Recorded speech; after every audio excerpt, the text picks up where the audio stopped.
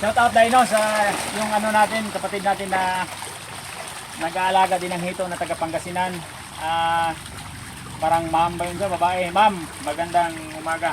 So ganito kami mag-harvest ma'am ng ano namin, hito kasi the last time na may video kami, sinabi mong ano, full harvest na ba ito o hindi, kasi pag once na hindi full harvest, ang mangyayari once na binalaki natin ng tubig, sa inyo dyan, inyo experience, nasa 3 to 5 days pa bago sila magbalik yung normal nila na pagkain ng ano, feed sa pigs.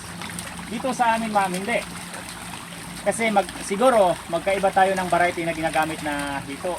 Itong sa amin is mix of Thailand and Uganda or African hito. Pero yung Thailand kasi, yun ang maganda doon kasi even na nasa ano sila, nasa tub or yung fingerlings na nasa balde, pag nilagay mo yung ano pagkain doon na nasa kamay mo pa, kakain yan. So yan ang kaibahan ng pure African hito at saka yung ano Thailand. Talagang voracious yung ano Thailand hito. Kasi ito matapos namin tong kunan ng weekly ano namin, volume namin ng mga 300 to 400 kilograms, babalikan naman namin ito ng tubig.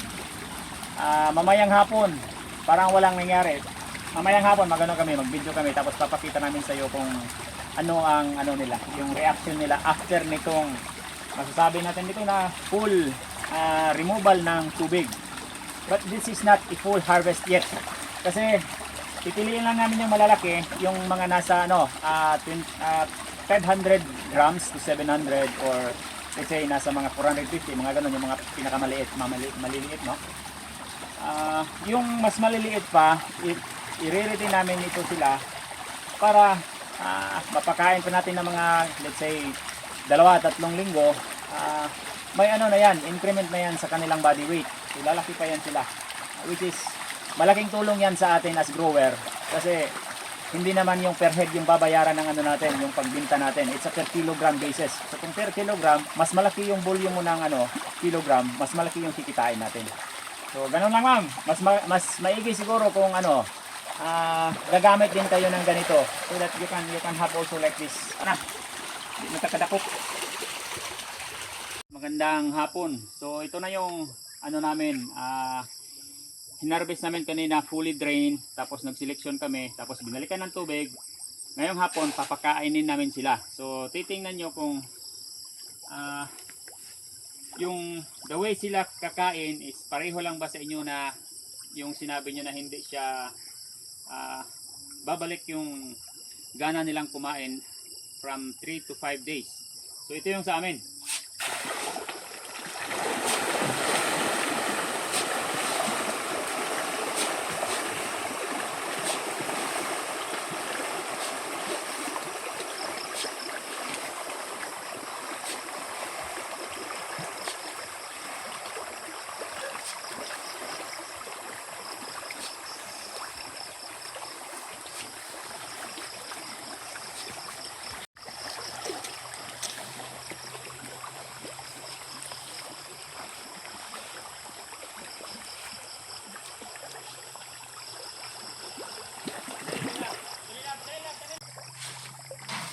Wala na guys, ubos na ang feeds.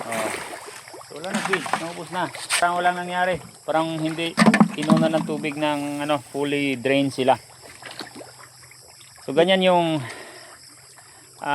mixed Thailand and African or yung mixed Thailand at saka tawag nito, Uganda na kino-crossbreed nila dito sa amin, diyan sa Davao.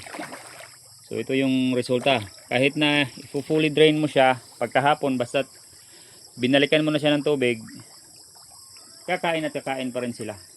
Hindi katulad ng So African. hindi katulad ng African. Yes, totoo yung sinabi ni ma'am no na up to 1 week. Yung sa amin dati is 3 to 5 days. Talagang ano lang, pa konti-konti lang yung kain. On the first 2 days, talagang hindi kakain.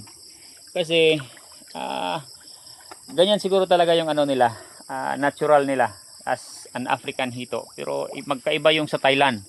So tingnan nyo, kinakain pa rin kahit yung nandun na sa gilid-gilid. Kinukuha nila.